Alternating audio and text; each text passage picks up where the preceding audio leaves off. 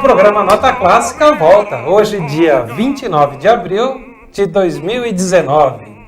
Estamos aqui de Suzano, eu, Douglas Filenga, Gabriela Batista e a Gabriela Batista. E o programa de hoje vai falar de uma música cujo compositor tem um sobrenome bastante comum aqui, que é Bach. Só que não é Johann Sebastian Bach, nem o filho de Bach. Temos um outro Bach.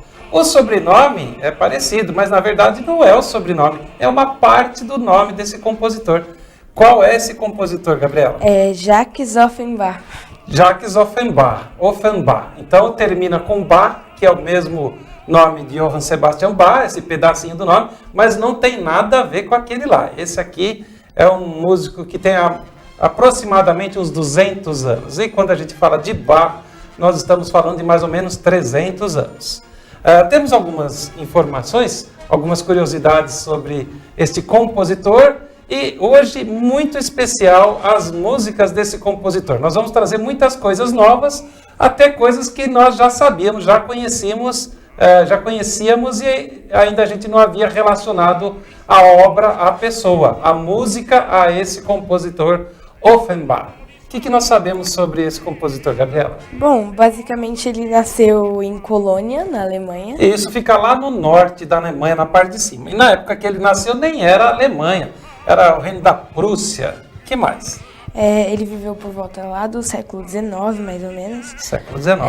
E desde criança ele já tinha algumas noções de música com o pai dele. Uhum. E então, aos 12 anos, mais ou menos, ele já era um ótimo violoncelista. Uhum. Então, os pais dele enviaram ele para Paris para receber uma educação musical mais ampla. E a partir disso ele começou a se desenvolver a partir de lá e criou várias músicas que a gente conhece até hoje, mesmo que a gente não saiba que é exatamente dele. Exatamente. Você já conhecia a música? A música já, mas ele não. Mas não sabia o nome dele, Offenbach. E é interessante, porque a música dele se tornou mais conhecida, e é impressionante como todo mundo conhece, se tornou mais conhecida do que ele. E olha só que coisa. O nome dele, que a gente falou aqui, Jacques Offenbach, não é Jacques Offenbach. Esse é o nome que ele adotou, porque ele gostou tanto da França, de Paris, se via como um parisiense, a pessoa que é de Paris, e ele mudou o nome dele. O nome dele, na verdade, era Jacó. Jacó é um nome bíblico de família judaica, e Jacob Arbstern, um nome assim, Jacob Arbstern. Só que ele mudou o nome para Jacques, em francês não se pronuncia S, Jacques, e Offenbach. E Offenbach, ele usou esse nome, de onde que ele tirou esse nome? Ele tirou a cidade natal do seu pai. O seu pai que o ajudou na sua carreira profissional de músico, seu pai também era músico, ele escolheu o nome da cidade onde o pai dele nasceu, Offenbach am Main. Esse am Main é um costume lá na Alemanha para se referir à cidade em relação à posição geográfica onde está esse rio Main. Então todas as cidades têm, várias cidades lá têm esse nome, am Main. Então Offenbach am Main seria o nome da cidade. E ele mudou de Jacó, Jacob, falando ainda uma outra versão desse mesmo nome, Jacob Jesnar mudou para Jacques Offenbach, homenageando a cidade do seu pai. E é isso mesmo. E ele fez essa música bem interessante que a gente vai ouvir.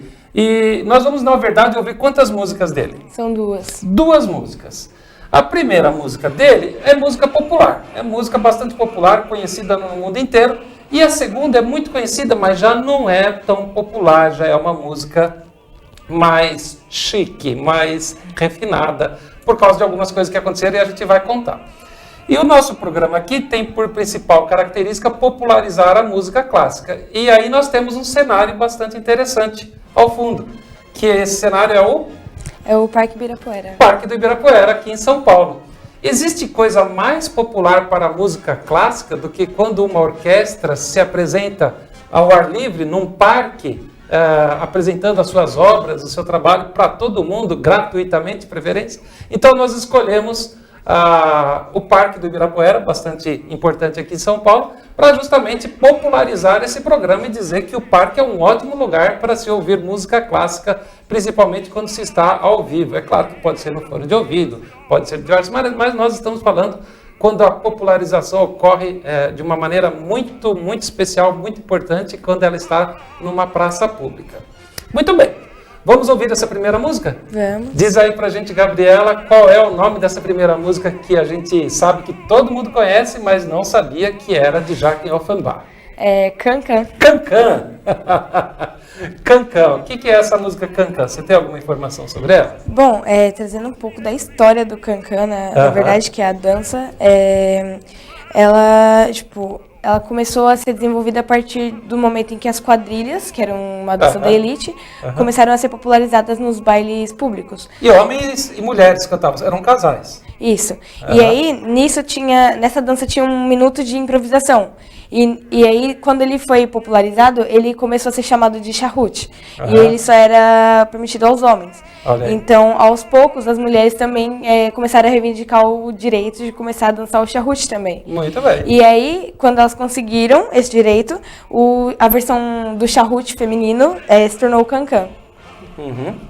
E é interessante, porque essa história de popularizar a música, lá em 1800 e cacetada, início do século XIX, eles já estavam tentando popularizar. Então, o que nós estamos fazendo aqui é dando continuidade ao trabalho de muita gente, de Joachim Offenbach, por exemplo, quando faz isso. Beethoven também é um grande homem na popularização da música. As músicas de Beethoven são bem conhecidas. E Cancan ainda tem uma segunda parte do nome da música Cancan. Você lembra do segundo nome? Ela veio de uma ópera chamada Orfeu no Submundo, né? É isso aí, Orfeu no Submundo. Algumas pessoas falam Cancan, Orfeu vai ao inferno. Orfeu, na mitologia grega, era um poeta, e ele tinha uma lira, uma espécie de uma harpa. E ele tocava muito bem, os animais paravam para ouvir a música que Orfeu tocava lá. E, de repente, o Orfeu era muito feliz e solteiro. Acontece que ele resolveu se casar e ficou o quê? Mais feliz ainda depois de ter se casado. E o que acontece? A sua mulher, ela recebeu lá um chaveco, uma pessoa se interessou por ela, um homem, um apicultor, e foi lá. E ela falou que não queria e fugiu desse apicultor. E, ao fugir, tropeçou numa cobra, caiu, as abelhas picaram e, olha, ela morreu. Orfeu, que é esse homem da lira, foi ao mundo dos mortos para tentar reverter a situação, fazê-la ressuscitar. Ele conseguiu entrar, passar lá pelos guardiões, tocando a sua música. E as pessoas gostavam, dormiam, tal, e ele conseguiu tirar a sua mulher de lá. Mas numa condição que, enquanto ele percorresse o caminho de volta, não poderia olhar para trás para saber se a sua mulher estava lá mesmo. E aí está o mistério que todo mundo vai ter que pesquisar, não vou contar o final dessa história. Será que Orfeu olhou para trás para ver se a sua mulher estava lá? Ou será que não olhou? Olhou ou não olhou? E vamos deixar esse mistério. Enquanto isso, vamos ouvir a música. Agora, Letícia, que está ali, vamos pedir que ela toque agora o Cancan de Orfeu esteve no inferno ou no mundo dos mortos, nos Underworld.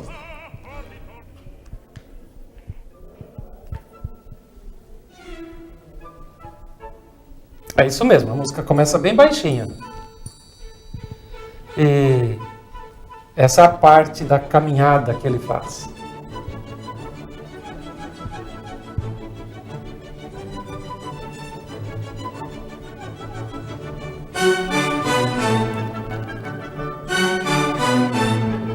Agora.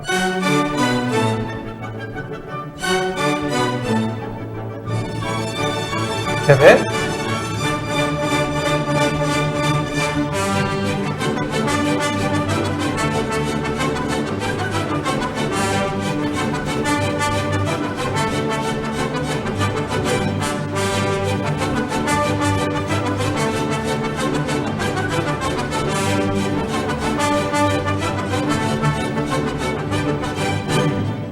Bom, né?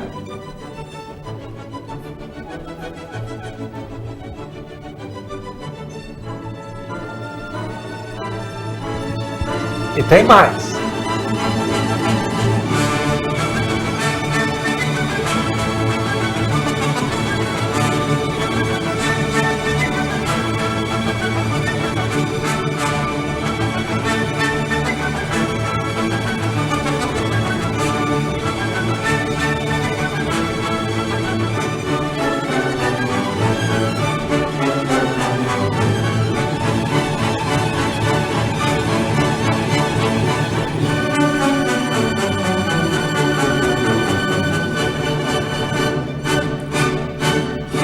Bravo, bravo!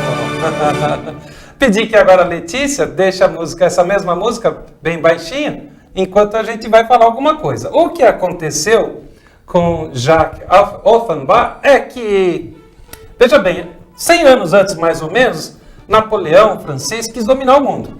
Aí não conseguiu.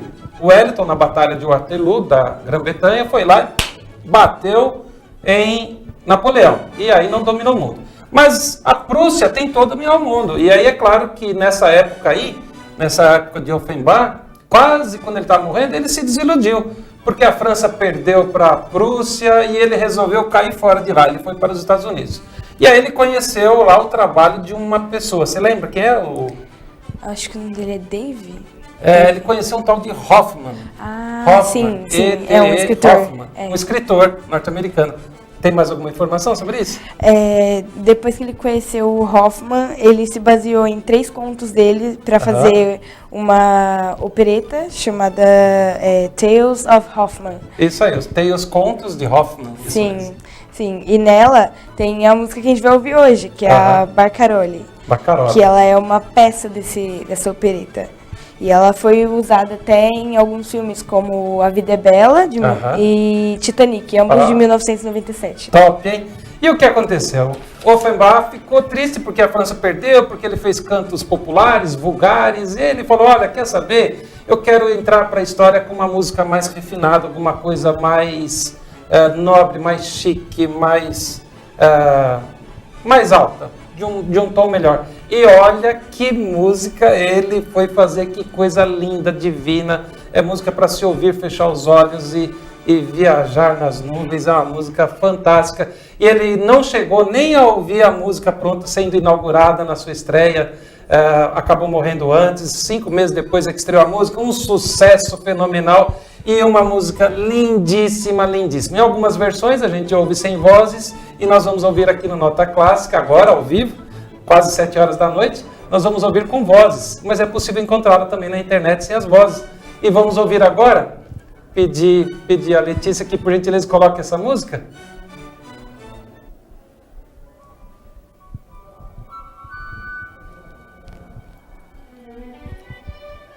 Tá bem baixinha a música mesmo, ela começa baixinha, coisa de gente chique é falar baixinho.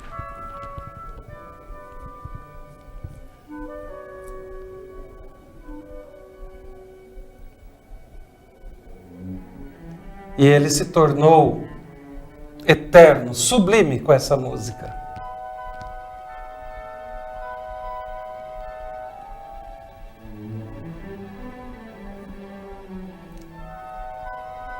Até parece uma valsa, não?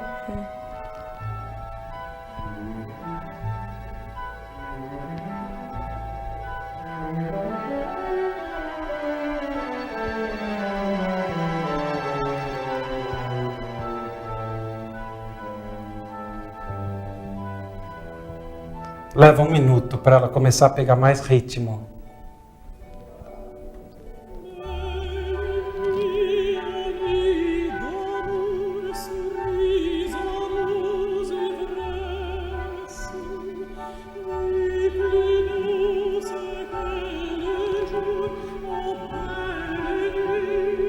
Linda, não?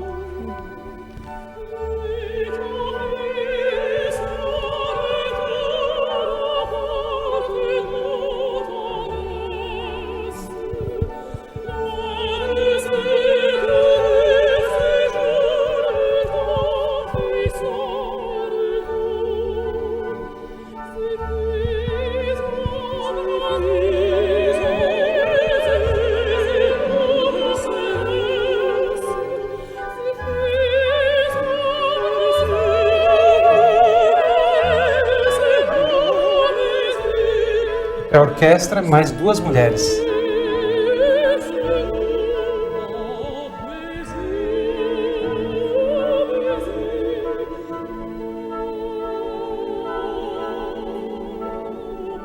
É essa parte sublime.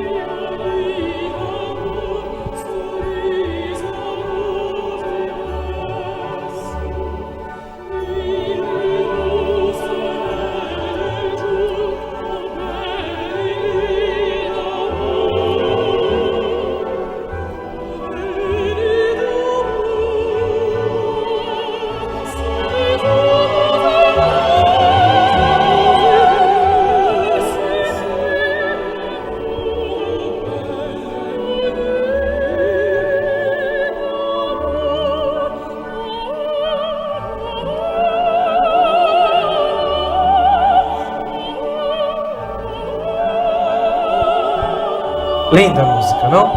Sim.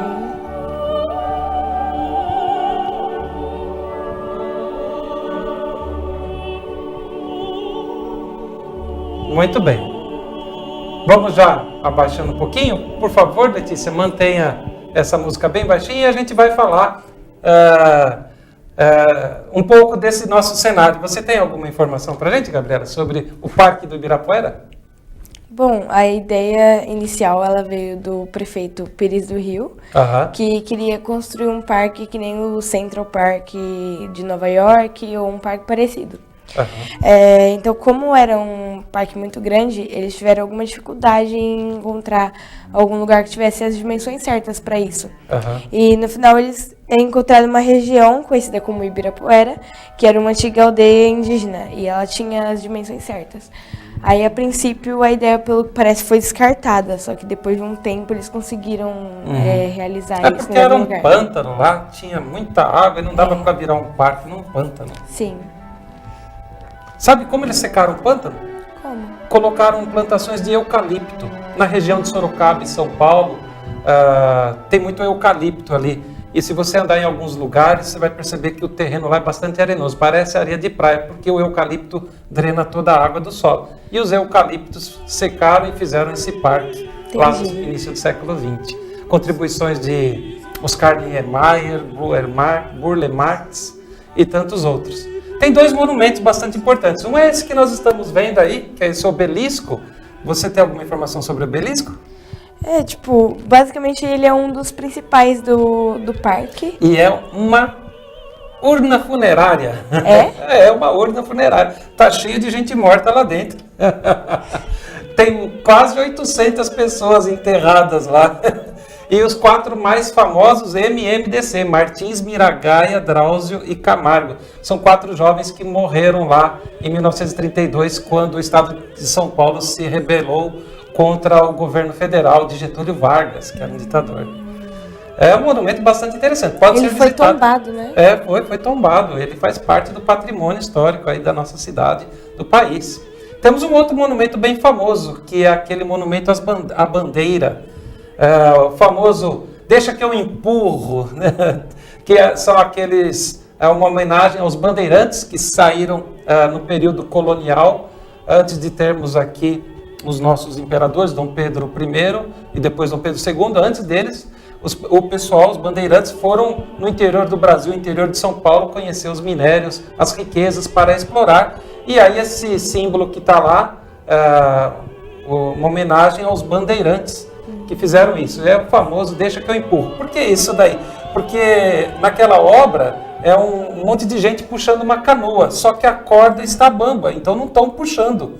Então a canoa não sai do lugar, deixa que eu empurro, e ficou assim mesmo. Na verdade, só o último homem que está com a corda esticada, o restante lá não está fazendo uma posição de força com aquela corda frouxa. E o parque é muito gostoso, tem muitas exposições e, além de tudo mais, visite o parque para conhecer. Além de mais, quando tiver uma música clássica, uma orquestra se apresentando lá. É isso? É isso. Podemos ouvir mais um pouquinho desse finalzinho da música que se chama Barcarolle. Muito bem.